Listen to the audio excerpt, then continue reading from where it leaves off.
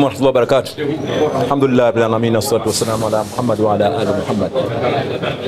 Kwanza washukuru nyote kwa kuja katika kusanyiko huu, na kwa wale ambao ni mara yao mwanzo, sisi afisi ya habari ya Hizbut Tahrir kila mwaka huwa tunafanya, haipungui miaka 5 sasa tumekuwa tukifanya mkusanyiko huu, kuwaita waandishi wa habari kwa kufutarisha kila mwaka. Ni jambo la kawaida, sio mara ya mwanzo. Tulianza kule tuliwahi kufanya Chef Pride, tukawahi kufanya na hii hoteli hapa ya Gerezani na mahala mwingine na mwingine. Kwa hivyo ni jambo la kawaida. Tunawashukuru sana nyote kwa kuhudhuria. La pili, kwa sababu tumo ndani ya mwezi huu na tuko kingoni, na kwa sababu kuna jambo ambalo linachukua mwelekeo wa hatari kwa umma wa Kiislamu, tumeona kidogo hapa tulizungumze mkiwa kama waandishi, lakini mkiwa vile vile kama Waislamu wenzetu. Nalo ni hili suala la mwezi. Hatuzungumzii suala la mwezi kwa watu walivyozoea ya kuvutana pande mbili. Tunalizungumza kwa sababu linatoka katika mkondo wa fikhi ya Kiislamu, ambao huku ni wazi kuna pande mbili, linaingia katika mkondo wa fikra za kizalendo, ambao hizi fikra ni fikra hatari dhidi ya Uislamu. Kwa hivyo si hatulizungumzi ile mivutano iliyozoeleka, lakini tunalizungumza kwamba linakwenda katika trend, katika mkondo ambao si mkondo wa kidini. Mkondo wa kidini ni kusema kwamba kuna hoja mbili, kuna hoja hii na hoja hii, na zote ni hoja ambazo zipo katika Uislamu, japo moja ina nguvu lakini na nyingine ni hoja katika Uislamu. Lakini jambo hili linatoka katika mkondo huu, linakwenda katika mkondo wa fikra ambazo si za Kiislamu, japo kwamba huvishwa guo la Kiislamu. Kwa hivyo tunataka tulieke sawa hili kidogo katika angle hiyo, sio katika angle ambayo watu wamelizoea ile mivutano ambayo kimsingi haina faida yoyote. Kwa hivyo kuna hii karatasi tumeandika, nitaisoma kidogo na zipo pale, inshallah mtazipata.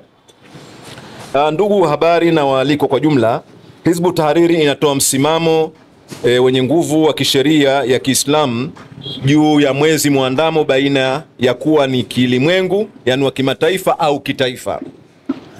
Tunakubali na kuheshimu rai baina ya Waislamu pale wanapokuwa wamehtilafiana katika jambo la kifikri, na asili jambo hili na ikhtilafu, kuna pande mbili. Msukumo wa ikhtilafu uwe lakini umejengwa juu ya msingi wa kisheria ya Kiislamu, isiwe katika suala la hofu, sifa, ubaguzi wa rangi, eneo, kabila, nchi au taifa. Awali maulamaa walikhtilafiana juu ya mwezi kwa sababu za kifikhi, sababu halali kabisa, masuala ya pointi za kidini kabisa.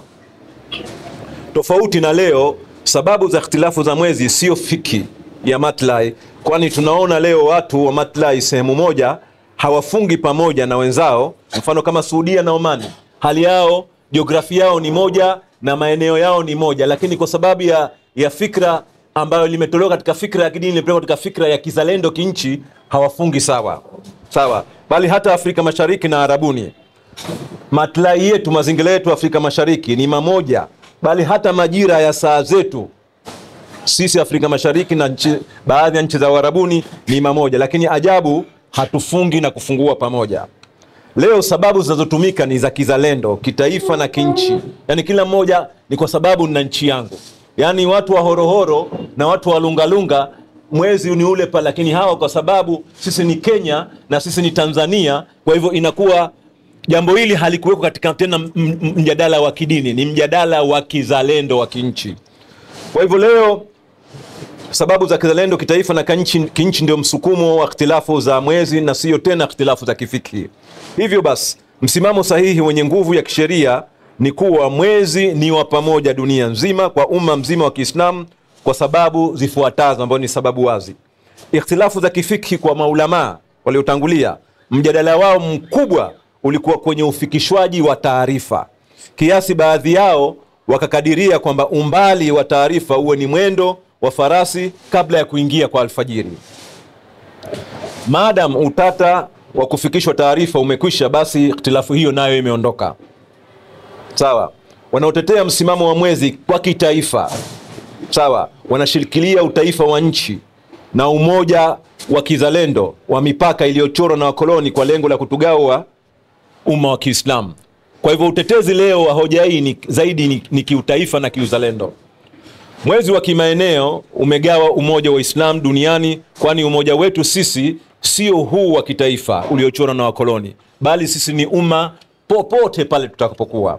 Tunasisitiza kauli yenye nguvu ni mwezi wa kiulimwengu kimataifa, na hoja za kisharia ziko wazi na zinaeleweka bila kuzitaja hapa, na atakayefunga kwa kufuata michoro iliyochorwa na wakoloni inayoitwa mipaka baada ya kubainikiwa na haki ya kisheria atakuwa anapata dhambi, sawa, kwa kufungamanisha Uislamu wake na fikra ya kibaguzi za kikoloni ambao ni za mipaka.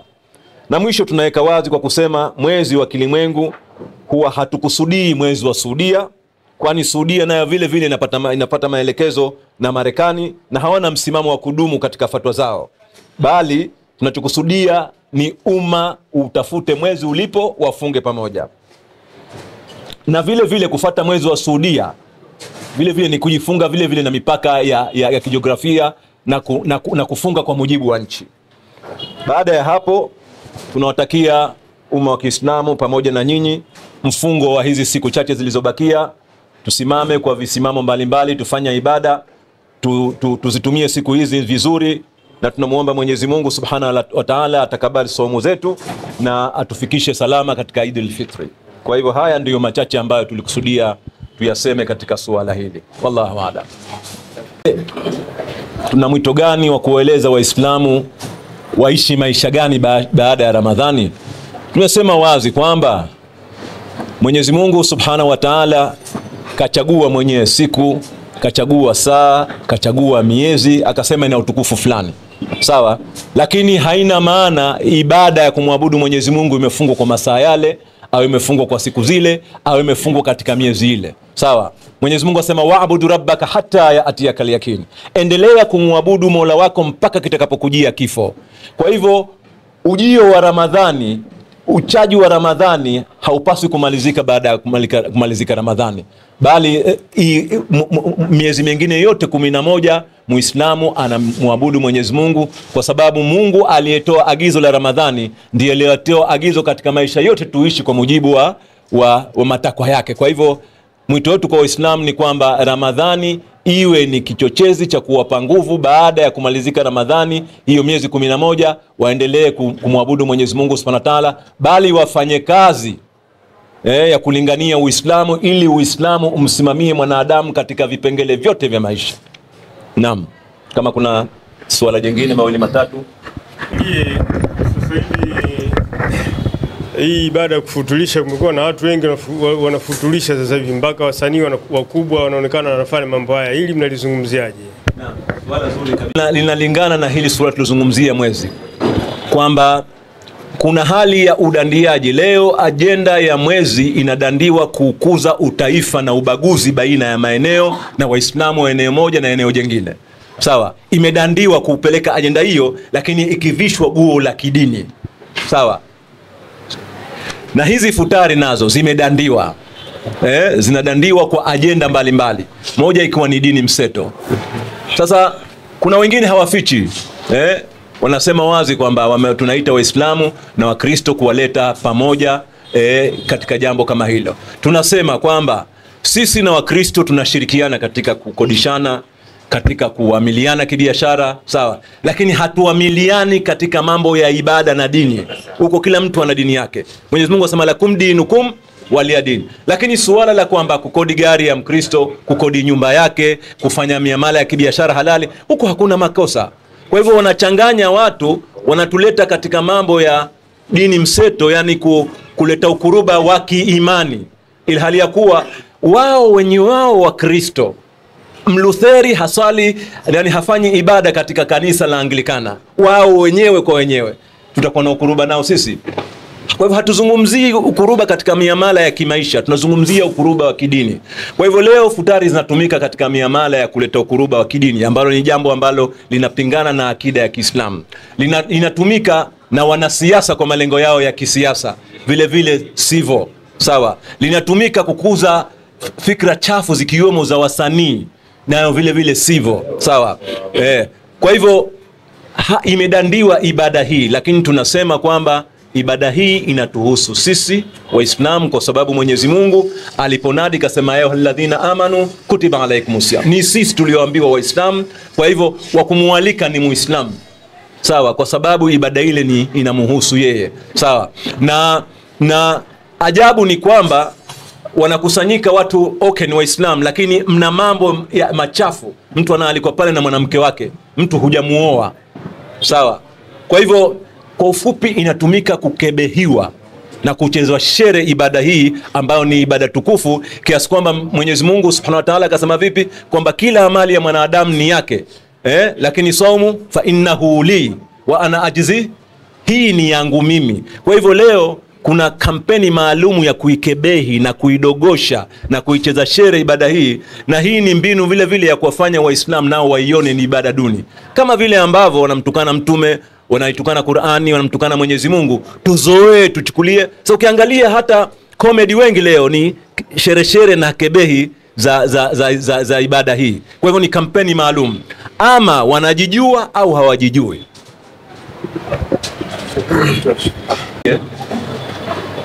Ambao hawana uwezo. Na uzuri kufutarisha, umfutarishe mtu ambaye uwezo wake uko chini. Lakini sambamba na hivyo, mwisho wa maneno, wenye uwezo wanafungwa na mlango wa kutoa sadaka, ambao sadaka ukitaka unatoa, usipotaka utoi. Zaka ndo lazima. Sasa tusifanye kosa tukawatwisha wale kwamba wana ulazima wa kuwafutarisha wa maskini wote, lakini ni vizuri kufutarisha. Bali tulitizame suala hili katika engeli hii ya kwamba ikiwa matajiri kwa wao ni khiari kuwafutarisha maskini, sawa, na maskini hana kufutarishwa, alipaswa kufutarishwa na nani? Hiyo ndio profound question ya kujiuliza. Asili Muislamu kama hana uwezo na hana mtu wa kumsaidia, asili huwa apaswe ni dola. Na wakati walipokuwa na dola ya Kiislamu, makhalifa walikuwa ndo wakitoa kwa ajili ya kuwasaidia wanyonge, wawe ni mayatima, wawe ni mafukara, wawe ambao wana njaa. Leo kwa bahati mbaya hatuna umma wa Kiislamu, hauna kiongozi, hauna utawala wa aina hiyo. Kwa hivyo matajiri wako ambao wanafanya kwa kibinafsi, lakini mwisho wa maneno itakuwa iko limited nguvu yao. Sawa. Kwa hivyo leo umma wa Kiislamu una unyonge wa kuwa hawana wa kuwasaidia, shafahamu. Lakini matajiri wanapaswa, lakini tusiwatishe mzigo wote, bali tuone tuna tatizo kubwa ambalo tulikuwa tunapaswa kufanya kazi, tumuweke mtawala, kwa sababu umma wa Kiislamu ulimwengu mzima ukiangalia nchi kubwa za Kiislamu zina rasilimali tele. Shafa, mito mikubwa iko nchi za Kiislamu, sawa. Mafuta mengi yako nchi za Kiislamu, ardhi kubwa ziko nchi za Kiislamu, watu wasomi wanao, sawa. Kwa hivyo ulimwengu wa Kiislamu kama ulimwengu wa Kiislamu hauna unyonge wa rasilimali. Lakini ni nani wa kuweza kumobilize akazikusanya hizi pamoja na zikawa utilized, zikatumika kwa pamoja kwa ajili ya umma wa Kiislamu ulimwengu mzima. Leo pesa ambayo Saudi kaipeleka Marekani, na jana Emirates Shabas na wanaolitumia kapeleka mapesa chumbu, wanayapeleka Marekani mapesa. Pesa zile asili ni milki ya umma. Mtume sallallahu alaihi wasallam anasema annasu shurakaa ala thalath, watu ni washirika katika mambo matatu. Moja nikiwa nini? Ni moto. Yani zile nishati yenye kuzalisha moto yakiwemo mafuta si milki ya mtu binafsi katika sheria ya Kiislamu. Kwa hivyo pesa ya mafuta ni milki ya umma mzima. Mafuta yaliyoko Saudia, mafuta yaliyoko Oman, mafuta yaliyoko Brunei, yaliyopo popote ya umma wa Kiislamu ni milki ya umma mzima, ambayo ilikuwa leo kwa nchi kama hii na ulimwengu mzima wa Kiislamu hakupaswa kuwa na maskini wa kuwa ahangaike na futari, sawa. Kwa hivyo tukirudi pale pale, matajiri wanayo haki hiyo na nani wanalo jukumu hilo, lakini mwisho wa maneno asili jukumu hilo linarejea kwa mtawala wa Kiislamu anaitwa khalifa, na hii ndio miaka yote kabla ya kuangushwa khilafa walikuwa wakibeba jukumu lao. Wallahu a'lam. Naam, tunawashukuru sana jamani. tunawatakia kila la kheri. Salatu wassalamu ala rasulillah. Rabbana taqabbal minna innaka antas samiul alim, tub lana innaka antat tawwabur rahim. ربنا آتنا في الدنيا حسنة وفي الآخرة حسنة وقنا عذاب النار اللهم إنك عفو تحب العفو فاعف عنا يا كريم يا تواب لنا يا تواب. Tunaomba kubali saumu zetu, kubali funga zetu, kubali dua zetu na kusoma vetu, kubali ibada zetu na sadaka zetu. Wanusuru popote walipo, wanusuru Uislamu wa Gaza na kingineko. Wewe ni mweza juu ya kila kitu. Birahmatika ya arhamar rahimin. Wa sallallahu ala sayyidina Muhammad wa Muhammad walhamdulillah rabbil alamin. Tunaomba radhi vile kwa